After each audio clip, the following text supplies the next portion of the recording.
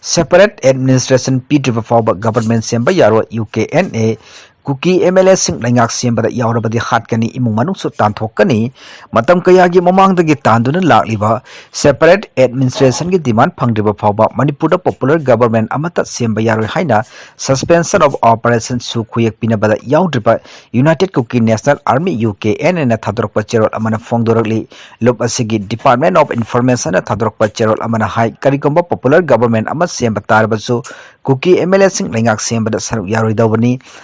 MLA sing resign tawgadabani karigomba popular government semba yaubada tarabadi hairba MLA adu sibagi cherak pigani imung manungki miyoi singsu khundagi tanthokani Kuki MLA singda akanba warning tawroliba suspension of operation sudasu yaudaba terrorist kangbu asi handaktasu Assam Rifles na chathakiba operation da kadar mari hatkrabani madugi matung tarakpa action sing kibadagi hojek koilot lolaga leidiba kangbu ni thajaba yaba mafamdagi phangba pauna hai India government ka yanaraga chatminariba KNO amasung UPF ki kangbu singdi lengak semlakpada kugi sing yauba yaudabagi wafam asi makhoi masa masana lepchasano haina inthokpa leikrabani masigi sumathakta central government suge kadar singna lengak sembada kuki MLA sing yauhannanaba akanba wafam thamlakhiba leikrabani pawosina makhatana hai Ministry of Home Affairs ke mihut kangbu amaga